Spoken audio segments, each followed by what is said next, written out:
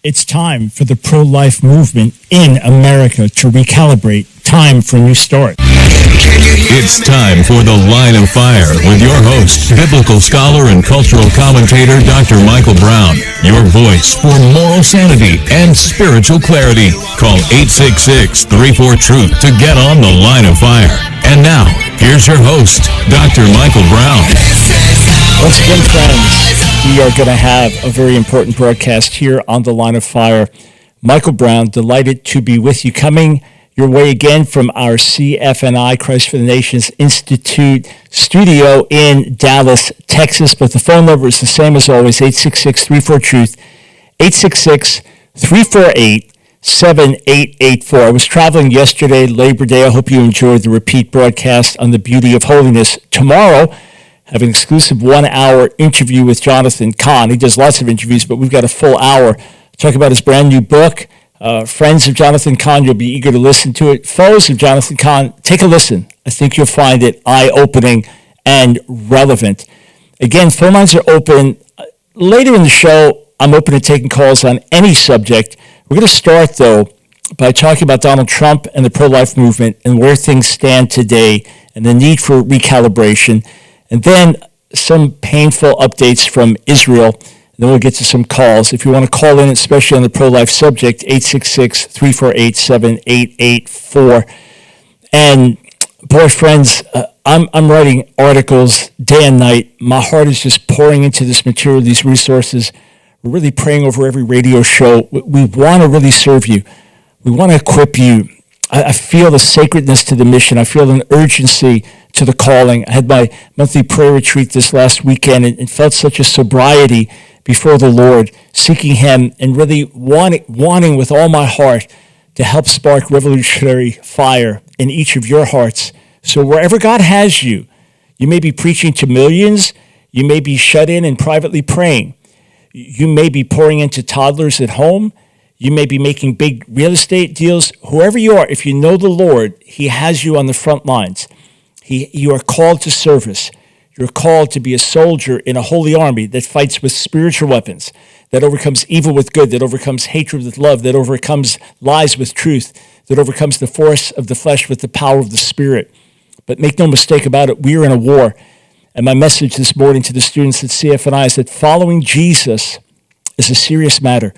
So by God's grace, we want to equip you, we want to pour into you, we want to serve as your voice for moral sanity and spiritual clarity. If you're not getting our Frontline newsletter, it's essential. It's once a month, it's digital, it's free. Go to thelineoffire.org, thelineoffire.org, and click subscribe. Okay. I want to start with the issue of pro-life. Pro-life. One reason that many of us voted for Donald Trump in 2016 was the issue of Supreme Court justices. This was a big, big issue, and Trump, to his credit, appointed 3 conservatives. Not everyone loved every pick, but overall, very good picks from the consensus of most. 3 conservative justices. They were instrumental in the overturning of Roe v. Wade in 2022, absolutely instrumental. Many other key cases have come before the court that have to do with our essential freedoms as Americans and freedoms as believers. And in point of fact, the court has ruled in our favor in case after case after case. That's major. I appreciate it. And when I voted for Trump again in 2020, it was also a vote against a Democrat agenda that I considered to be radical and unhelpful. Obviously, I had my issues with Donald Trump's character and behavior. Obviously, I had concerns about the effect that he would have on the church and to the extent that our association with him would hurt our witness. I had concerns about all those things, weighed it out, and felt it was the better alternative to vote for him versus Joe Biden. Of course, the official election results, he is not our president. Joe Biden's been our president the last 4 years. We know Joe Biden will not be our president. Again, now it's between Vice President Harris and former President Trump. And we know what the Democrat abortion policy is. We know how radical it is. We know that states have passed laws that, yes, allow for abortion right up until delivery. That is on the books. If there was considered to be a valid reason, even the emotional health of the mother, she can't take it, she's going to have a breakdown, you could actually abort a viable baby that would be born 1 minute later. That's reality. And in Virginia, the previous governor, Northrop, had said, and he had a medical background, correct? He had said that if there is a case a baby survived an abortion, then you have a talk with the parents. In other words, do you let it live or do you kill it? This is real. This is known. This is recorded. So we know the radical policy. We know how radical Vice President Harris's abortion policies would be. We know the celebration of Planned Parenthood within the Democratic Party. We know all that. We get all that. We understand it. And even the pregnancy crisis centers, pregnancy life centers, where they just offer, there are hundreds of them throughout America performing incredible services for the communities, with about 97% of the women coming in saying they were treated well. Very favorably, they spoke of their treatment. And they're saying, hey, would you like an ultrasound of your baby? Would you like to know other alternatives? No, we don't perform abortions here, but can we give you other alternatives? Can we talk about adoption? Can we talk about what it would take for you to have the baby and how we could help with that? That's what they do. There could really be a threat to those under Harris' presidency. On the flip side, there are massive problems now on the Republican side. Donald Trump, in his debate with Joe Biden, made clear, absolutely not. He would oppose a federal ban on abortion, so something that's been part of the Republican Party platform for years and years. He would oppose a federal ban on abortion. It's back with the states after the overturning of Roe v. Wade. Let it stay there. He's made clear on a less controversial level that he accepts the 3 exception clauses for abortion. Number one, the life of the mother, which is universally accepted. You could do something to save the life of the mother, virtually universally accepted. And then also in the cases of rape and incest. Now we understand that's less than 1% or around 1% of all abortions performed overall, but he's made that clear. And then the only statement he's made is they oppose late-term abortions. Otherwise, and think of this, people have pointed this out, it wasn't the Democrats who did this. It wasn't Barack Obama who did it. It wasn't Joe Biden who did it. It was President Trump who effectively gutted the Republican Party platform. Read it. It's gutted. It no longer has a pro-life platform in it. It no longer has a pro-life plank, in the platform. That's not there anymore. And please just hang on for a minute. Let me get this all out before you say, I'm not voting for Democrat. I'm not asking you to vote for Democrat. I could not vote for Kamala Harris myself. All right? Well, why do you take your enthusiasm away from Trump? Because we need to be sober. And my whole goal today is to talk about the pro-life movement and how it needs to recalibrate. And I've been talking to one of my colleagues who's been on the front lines of the pro-life movement for almost 50 years now, and he said, we are really divided, discouraged, disjointed. It's a really, really difficult time.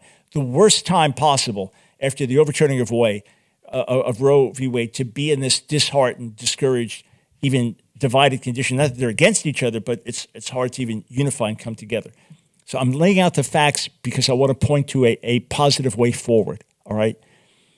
The presidential platform, Republican platform under Trump has removed its pro-family, pro-marriage statements. So it opposes radical trans activism, but doesn't say a word about same-sex, quote, marriage and things like that.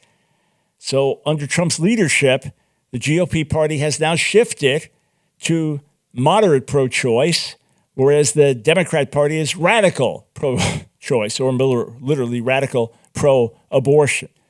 But you no longer have a pro-life party in terms of their official stance. Let's go a little further.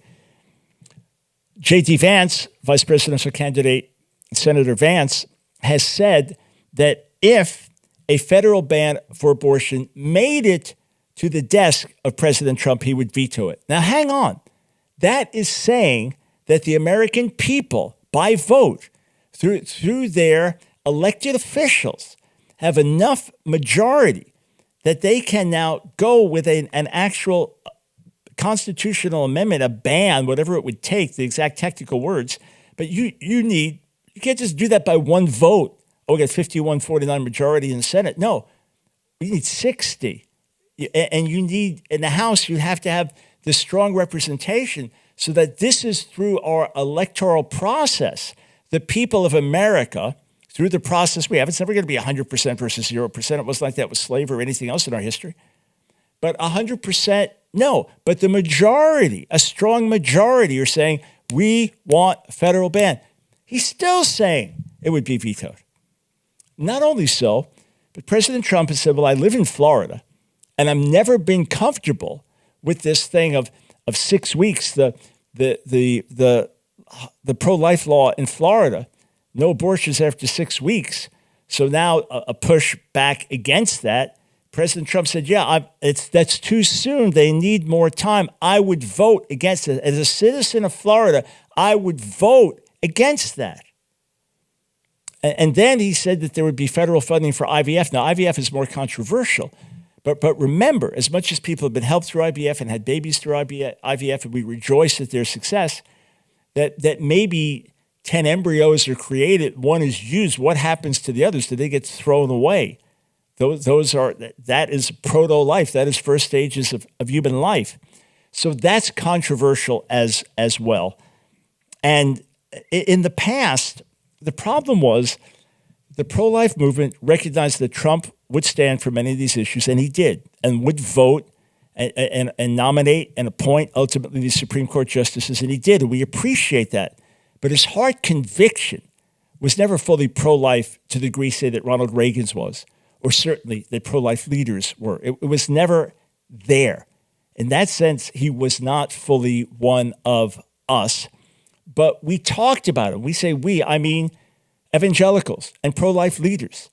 Vice President Pence said that he was the most pro-life president in American history. Trump said that of himself, the most pro-life president in American history. I don't want to name names. I've got to look at names here, but I don't want to name names. But there were major national pro-life leaders who said the same thing. He is and was the greatest pro-life president in American history. And I believe what happened, and it's so easy to happen, is that at a certain point, a shift took place. And while the pro-life leaders continue to work tirelessly on the ground in activism and with pregnancy life centers and standing in front of abortion mills, sharing the gospel and fighting for legislation state by state by state, there was a certain degree of putting our trust in the president to get the job done. And now he's in a very different place. Now he's coming from a very different angle. Now we're in a situation of what are we getting if he's in?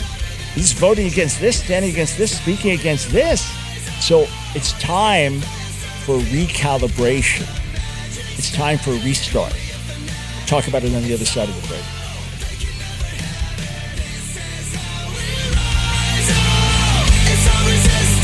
You can't resist us!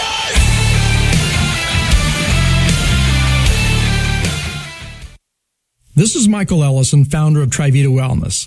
Being aware of the dangers of homocysteine is crucial to protecting our health. This natural, occurring amino acid that the body creates plays a vital role. But when elevated in excess, it can pose significant risk to our health. One of the dangers of elevated homocysteine is the impact on cardiovascular health. Research has shown that high homocysteine can contribute to heart disease, stroke, and other cardiovascular conditions. Another risk factor, it has been linked to cognitive decline and neurodegenerative conditions. One of the best ways to manage homocysteine is to supplement with B12, B6, and folate found in Trivita's HCY Guard. In my own wellness journey, I was concerned because of family history. My grandfather passed away at 41 years of age with heart failure. My father was diagnosed with heart disease at 38 years of age. When I was made aware of the dangers of homocysteine, I knew I would find a supplement formula to help manage my own health. It was with that knowledge that HCY Guard was developed at Trivita Wellness. It is a favorite supplement for those wanting to manage homocysteine and promote cardiovascular health. To order HCY Guard for yourself or someone you care about, call 1-800-771-5584 or online at Trivita.com. Order today and use promo code BROWN25 to receive 25% off your order. As a new customer, 100% of your order proceeds from your first order will go to support the Line of Fire radio broadcast. 1-800-771-5584 or online at TRIVITA, Trivita.com. It's The Line of Fire with your host, Dr. Michael Brown. Get on The Line of Fire by calling 866-34-TRUTH. Here again is Dr. Michael Brown. Welcome back, friends, to the Line of Fire broadcast. Again, I will take some calls on random subjects, 866-348-7884, or you can weigh in on today's subject about the pro-life movement needing to recalibrate. In a little while, we're going to talk about some of the horrible recent news from Israel. Thanks to our co-sponsor, Trivita. Much appreciated the partnership, the great wellness supplements. If you've not gone to Trivita.com, go there, check everything out. And your first order, make it your biggest because 100% of it is donated to the Line of Fire, and you get a 25% discount on your orders. Use the code BROWN25 at Trivita.com. Okay, so we can all do this. As human beings, it's our nature to lean on the flesh. So let me give you an example. Maybe you can relate to this. Maybe you're a pastor or a leader, and your church or ministry has really needed funding. So you're on your knees, you're praying to God because you don't know anyone who has the ability to help you. And then God sends somebody. Or maybe it's just in your own life. You had a real need, you're a student in college, and you're praying for God to break through. You're going out in the mission field for the first time. You're praying to try to start a business, and you just need help. And then God sends someone to you, someone with finances, someone with wealth, and they begin to say, hey, let me underwrite this. The Lord told me to pay your tuition. No, I'm supposed to support you for the first year. It's very easy now to transfer your faith from God to the person that God is using. Very, very easy. And in many ways, to the extent that now Trump was the pro-life champion and greatest pro-life president in American history, and he appointed the justices, so we're looking at him to do it. It's easy for any of us, including pro-life leaders, including pro-life politicians, to now look to a person to fight our battles. And I appreciate what Trump did. I was surprised his first presidency because I didn't expect it going in. I thought he was just using evangelicals and just using us, and that once he got in, he would trash us like others had done or ignore us or put us to the side. I thought that would happen, and I was pleasantly surprised, greatly surprised as time went on that he kept so many of his commitments, and I voted for him with more confidence the second time around than the first, although I also saw the potential collateral damage with his presidency. And I'm not saying you shouldn't vote for him now. I'm not trying to talk you out of voting for him. That's not my purpose. I'm talking about how easy it is for us who are pro-lifers to now put our trust in a system or a person. That's not what's going to bring about the change. Read my latest article on our website, thelineoffire.org. Thelineoffire.org, just click read. And you'll see my latest article. I excerpted from my recent book, Turn the Tide, which says that we have to change hearts and not just change laws. Now, we know this. We understand this. But let's be honest. Let's be honest. All of you, if I asked you, are you pro-life? Yes. Are you against abortion? Yes. You'd raise your hand. Now, be honest. Be honest. Aside from casting a pro-life vote every 2 years or 4 years, or a vote that hopefully will go in the direction of pro-life every 2 years or 4 years, aside from that, and talking about how you're going to vote, what do you actually do on a regular basis, daily, weekly, monthly basis for the pro-life cause? This is not to condemn, it's to illustrate a point. I would say the vast majority of us who identify as pro-life, the biggest thing we do is every 2 years or 4 years cast a vote. There's very few of us are involved on the ground, either working at volunteering or serving at a pregnancy life center, pregnancy crisis center, or standing in front of abortion mills, sharing the gospel, and pointing people to other alternatives and other choices other than abortion, or contributing financially to these groups or movements, or praying regularly for turning of hearts and minds, or posting regularly pro-life thoughts and concepts to help change hearts and minds. I would say the great majority of us, God knows the numbers, mainly vote every 2 years or 4 years. It's good that we do, But that should be strategy number 4 or 5 or 6 or 7 on our list. And to the extent it becomes number 1 or number 2, to that extent, we will absolutely lose the battle. In my book, Revolution in the Church, I talked about the church being a people, a community, and not a building. Now, if you're speaking German, the church building is the Kirche. But the people, that's the Gemeinde, the community, the congregation. If you are speaking in Spanish, it's the same as in English. Iglesia is the physical building or the people. In English, the church is the physical building or the people. And that can create a very misleading impression. That can give a very wrong idea because we go to church. That's different than being the church. Really, aside from a couple hours out of your week and maybe some money out of your pocket, going to a church service once a week, giving some money, what are we actually doing in doing that? Yeah, it's important to be connected and be worshiping with others and hearing the word, but what are we actually doing? And in Revolution in the Church, I talk about the difference between going to church and being the church. I talk about the fact that the civil rights movement did not change America by people going to a civil rights meeting. Oh, it was inspirational. We saw a video clip from Dr. King. It was incredible. We sang again, Let My People Go. It was powerful. We heard stories about people kicked out of hotels and wouldn't even get a room because they weren't the right color. And boy, we were so inspired. And you go home, maybe pay your dues, and a week or two later go back to the next meeting. No, that's not how America was changed. People didn't change America by being part of a meeting, but by being part of a movement. It wasn't going to a meeting, but it was joining a movement. It's the same with us. Voting is important. Yes, laws are important.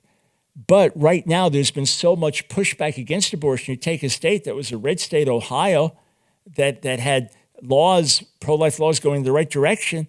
Now you end up with some of the most radical pro-abortion laws in the state because of a negative pushback. So it's both and.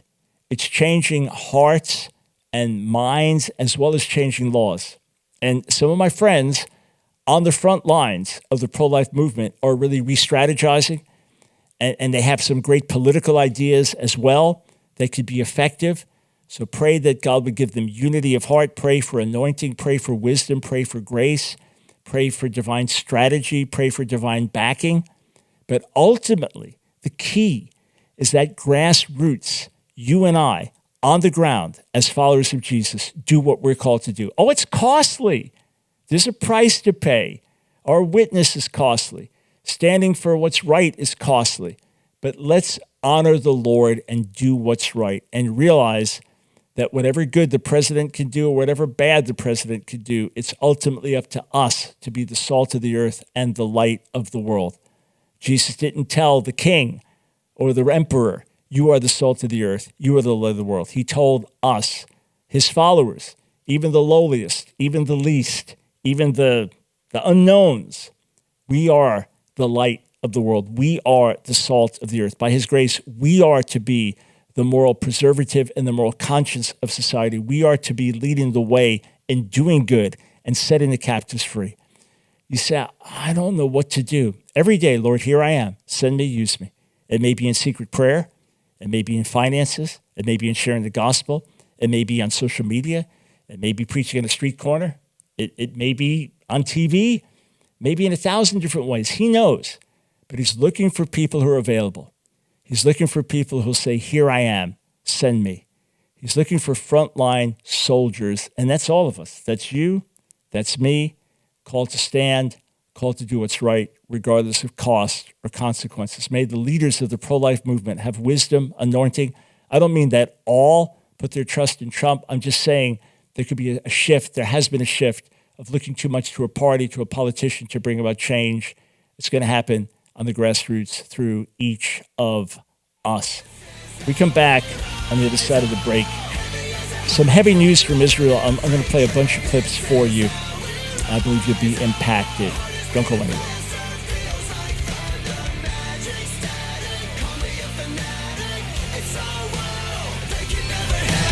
This is how we roll.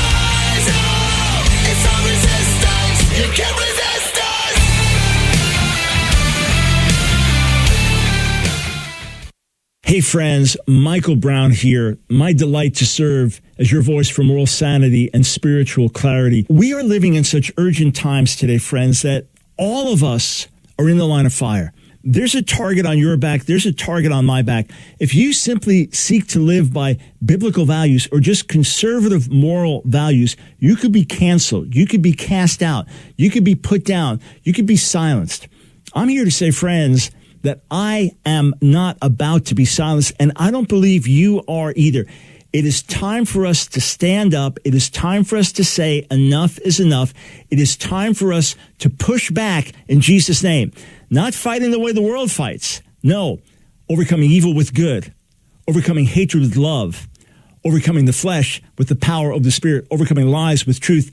And that's what we're here to do on the Line of Fire broadcast. And friends, it's not just a broadcast. It is a movement of people around the world. God's people standing up saying enough is enough and saying, Lord, here we are. Send us, use us. I want to urge you today to join our support team because we are on the front lines together. And we are literally touching people around the world, in America, in the nations, in Israel. And together with your help, we're going to amplify this voice and spread this movement around the globe. So I encourage you, go right now to thelineoffire.org, thelineoffire.org. Click Donate Monthly Support. Thelineoffire.org. Click Donate Monthly Support. When you do, you become a torchbearer. We immediately send you 2 great life-changing books. We immediately give you access to many classes I've taught. Others have to pay to take those. You get them for free. Exclusive video, audio content, a new audio message every month, an insider prayer newsletter, 15% discount on our online bookstore, so much more. Join our support team today. Go to thelineoffire.org. Donate monthly. It's The Line of Fire with your host, Dr. Michael Brown. Get on The Line of Fire by calling 866-34-TRUTH. Here again is Dr. Michael Brown. Welcome back, friends, to the Line of Fire broadcast. So in recent days, absolutely horrific, shattering news from Israel. With the battle to get the hostages out, 6 hostages were found dead in a tunnel. From everything we understand, they were killed within 24 to 48 hours of being found, shot in the back of the head, execution style. And when I was in Israel in June, it was extraordinary to see how the whole nation was traumatized by this. This was your son. This was your daughter. This was your father. This was your mother. I mean, you're talking about babies celebrating first-year birth in captivity. Just mind-boggling. You said, what about all the Palestinians dying? That's horrific. That's terrible. But it is not an intentional assault to show me the Israeli soldiers in Gaza, point-blank range, executing an innocent, unarmed civilian with a gunshot to the back of the head. All right, let's not make this comparison. What Hamas did violates every possible code of law or ethic by taking hostages, in particular civilian hostages, non-combatants, babies, elderly, women. Extraordinary cruelty, evil. It's been the only thing that's kept them from being utterly wiped off the map by Israel. It's just trying to fight for the lives of the hostages. And when I was there in Israel, we were driving through Tel Aviv on the way to Jerusalem from the airport, and it's overwhelming to see. You have it right in the city center and all of these, it's just like little tent or booths set up for each of the different hostages and people coming there to rally every day and parents going to talk to people. And it's just day in, day out, almost a year now. And one of them was American, young man whose hand was blown off by a hand grenade and survived that, was in captivity this whole time. Young woman, a traumatic story where she's at the Nova Music Festival, and for 4 hours she's on the phone with her sisters. She hid. They were elsewhere. She hid in a car with two friends who were dead, thinking that they wouldn't notice her there. She hid in a car with 2 dead friends. Think of this. And then she's hiding behind bushes and she's talking to her sisters, and then finally says, they caught me. And she's gone. So she made it. She made it until now, then executed in cold blood. it's absolutely traumatic for the nation. There'd been a little joy the days before that when a Bedouin, so an Arab Muslim, who was also taken captive because Hamas killed fellow Muslims during their rampage and slaughter on October 7th and took them hostage as well, that he was somehow left behind, and Israelis were going through a tunnel and discovered him. So it's been overwhelmingly traumatic. And a pastor called me wanting to know why are hundreds of thousands of people protesting against Netanyahu? Why not against Hamas? Well, of course, Hamas is the evil entity, the ultimate tip of the spear of evil. But the Netanyahu government got in. This is the fifth election in just a few years, and they only got in by cobbling together a coalition with extreme right-wing people, some of whom are outright racist. And there's been great division in the nation because of this. And he is rightly being blamed for the security failure. This is on his watch, the massive security failures that allowed October 7th to happen. So he's rightly being blamed for that. But in point of fact, it's Hamas that should be the target right now. The Hamas should be the target of the ire, of the anger. I understand the anger towards Netanyahu, and his critics will say he didn't do enough. He just wanted to stay in power. He extended the war. I hope the ugliest charges against him are not true in terms of his motivation.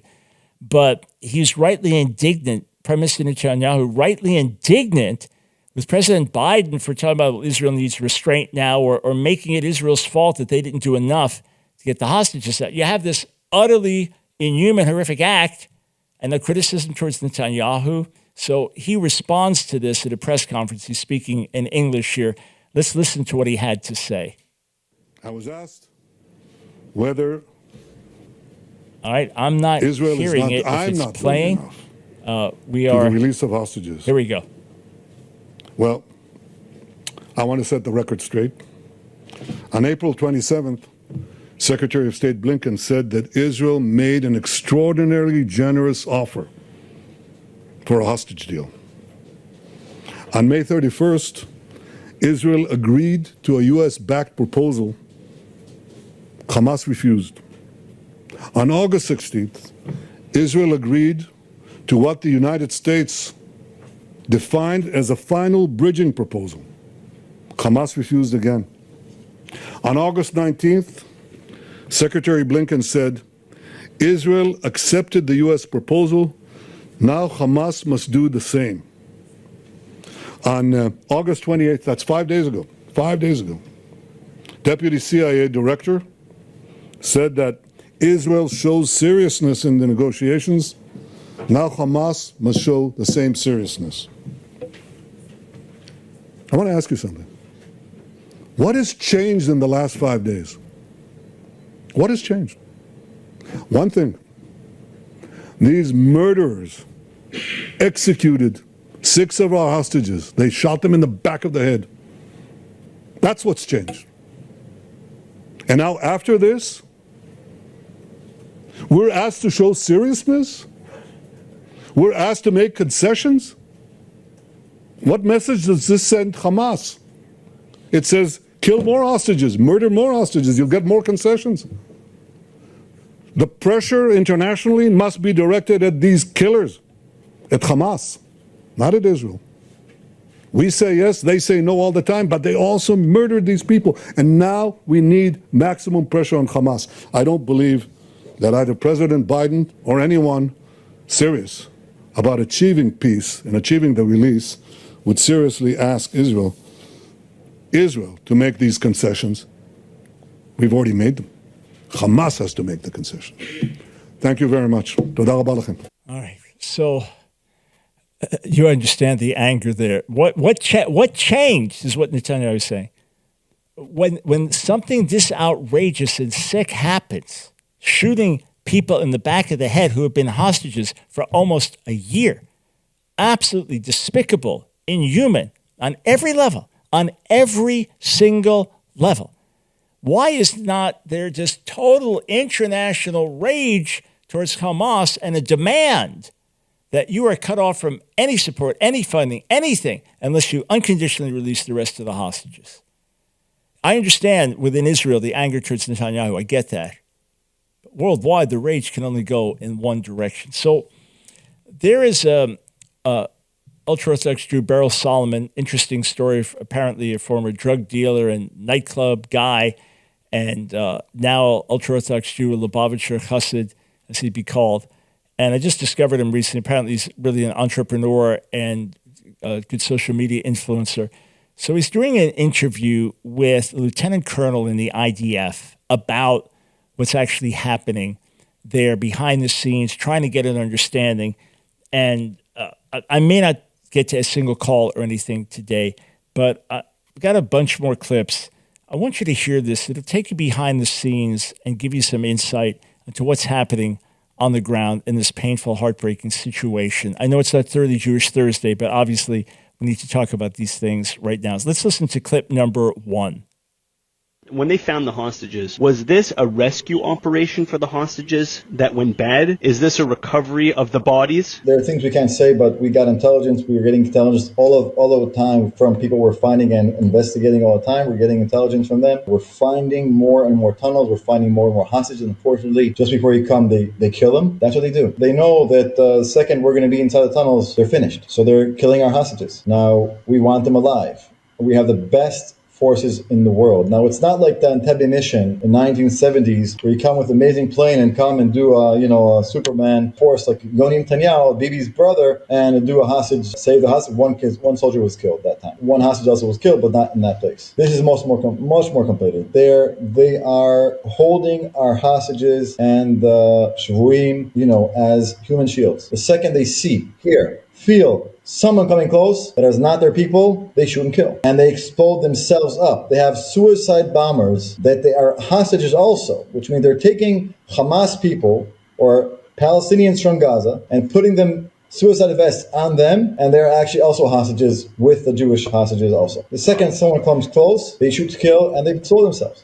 So guys, we have that. The only reason to get them back, and now of course we have here and there some heroic actions we find when they're not controlled by these people in the tunnels. When they're like Almog, the girl, and all the 4 guys over there, and some guy over here and there, we took them out because they were held by like Al Jazeera people or other people who are not exactly the elite forces of the Hamas. Do you believe, so I saw a map recently of how Gaza has been cut up and how they've sort of concentrated all of the people within Rafah. Do you believe that the rest of the hostages are in Rafah, and is there a chance of getting them out? Meaning, where are they holding with the rest of the hostages? We don't know exactly where they are, okay? We know they're in Khan Yunis, okay, Sinwar's hometown, and Rafah. Why were they not smuggled out to Egypt or to another country? Let's hope that when we didn't have the Philadelphia route for the first half year of the war, let's hope they weren't smuggled out. I think Egypt would not allow that to happen yet. Now, by the way, Egypt is an enemy country. We have no peace with them. They're doing bad. They're doing terrorism, bringing from the Sinai border also lots of terrorism. They're not, officially we have peace with them, but they're not acting like people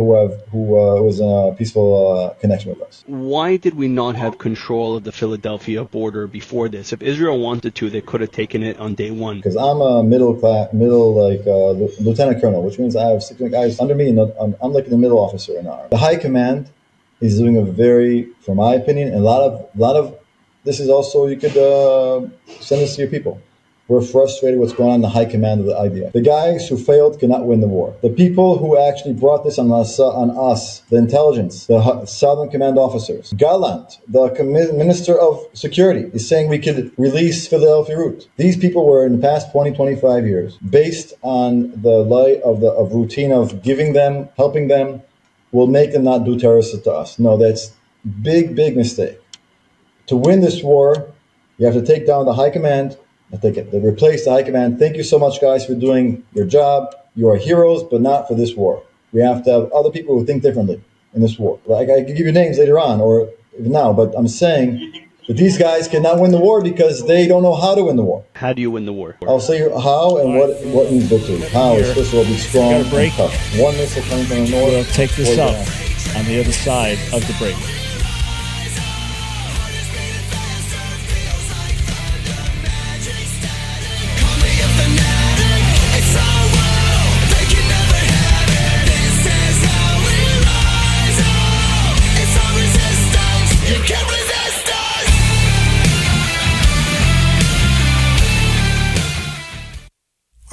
experiencing fatigue, heart palpitations, or tingling in your hands and feet? These may be signs that you are deficient in vitamin B12, which may increase your risk of serious cardiovascular conditions without you even knowing it. I'm Paul Burnett, a board-certified doctor of holistic health and director of wellness services at Trivita, and I have some exciting news for you.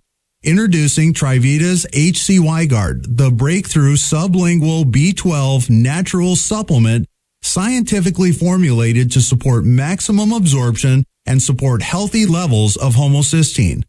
What is homocysteine, you may ask? Well, it's an amino acid that when elevated can cause damage to the lining of your arteries, which over time increases your overall risk for a cardiovascular event.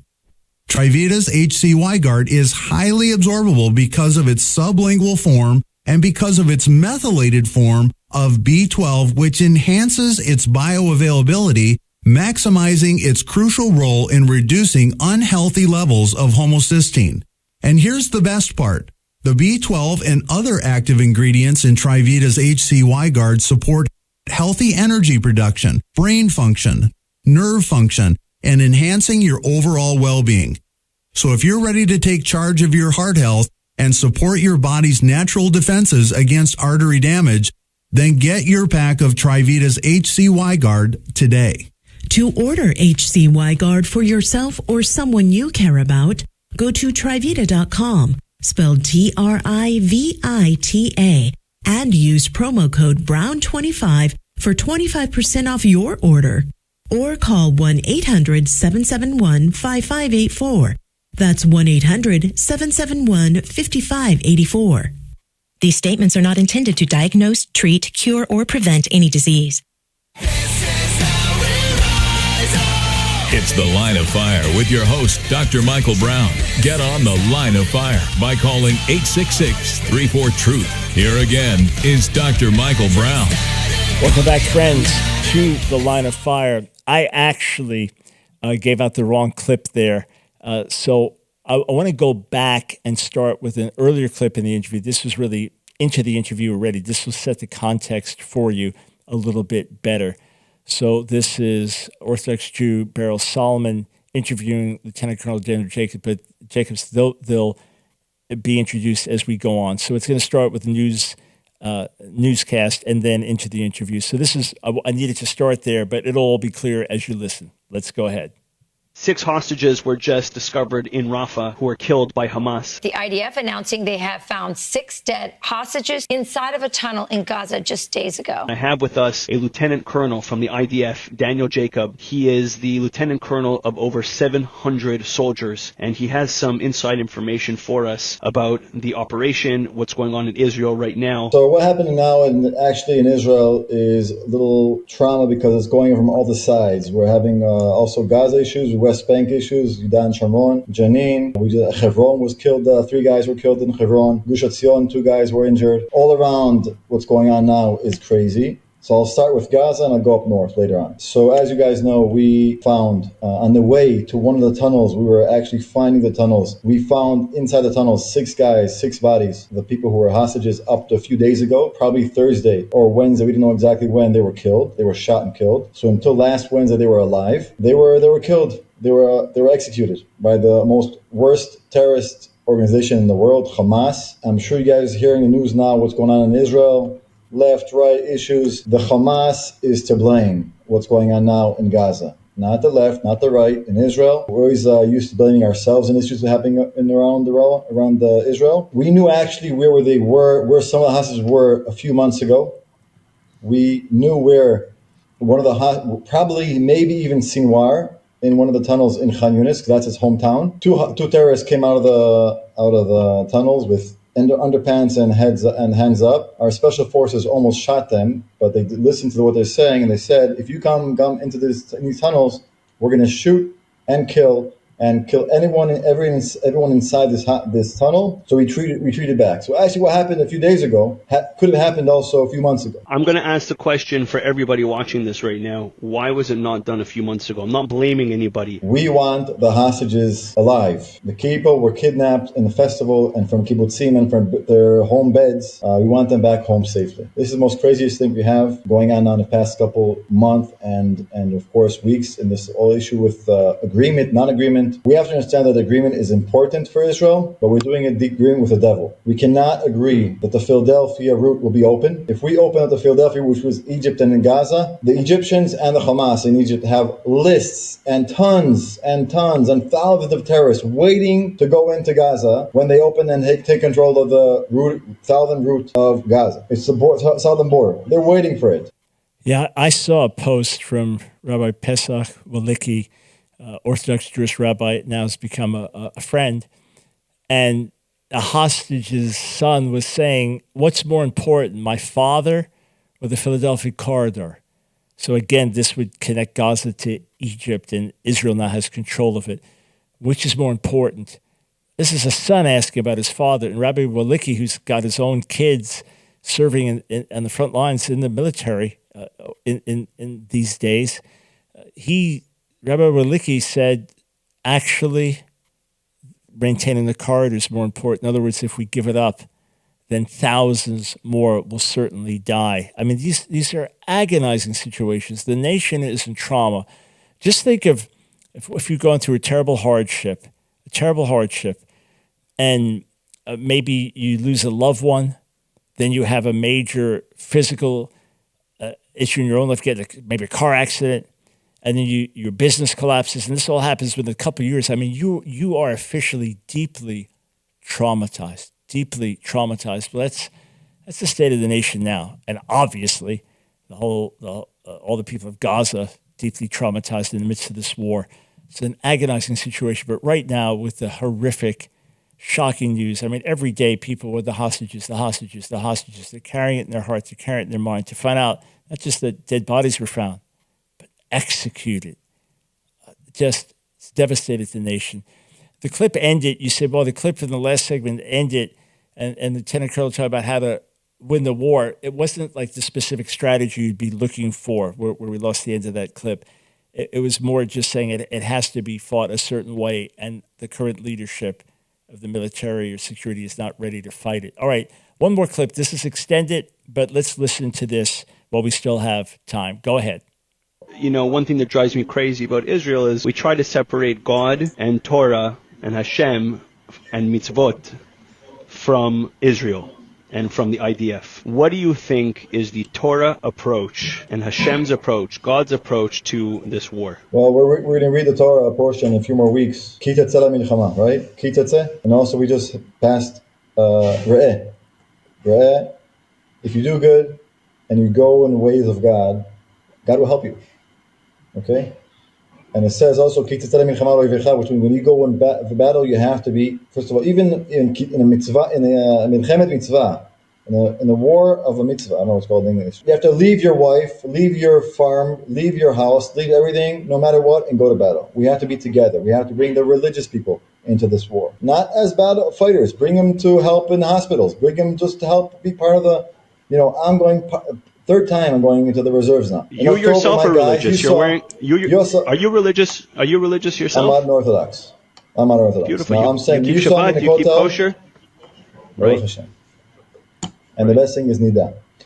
So you saw me in the Kotel when I had finished my first half year. Then we went, 2 platoons of mine went into Gaza for 1 more month. And now we're going into October. I'm going to lose all the Chagim to go in the reserves a third time. It's always on our shoulders. The same people again and again. So beginning I had 150%, now having 75%, and in October maybe 50% of my guys are going to come to the reserves because they are tired. They have left their homes and families, and they're exhausted. They want to go back to reality and normal life, and we can't because we're fighting this mitzvah of a milchama, of a war. Now, some of the guys are getting divorced, some of the guys are getting this, or they're losing their jobs or whatever. It's crazy.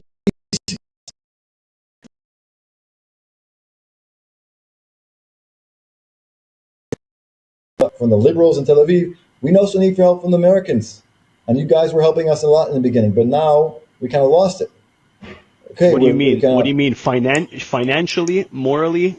What do you mean? When I got the letters from the Americans, letters to my, I got letters with all kind of candies or lots of toothpaste. Enough of toothpaste. We got enough toothpaste.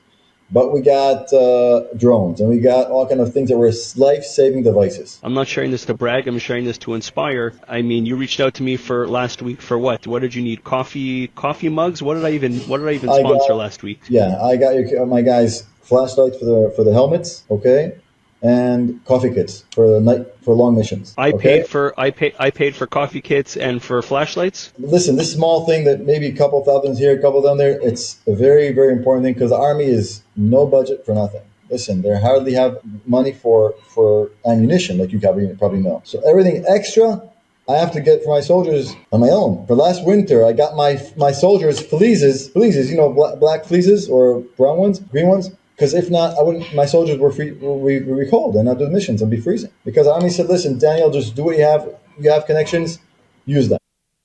All right, so this is the reality on the ground, friends.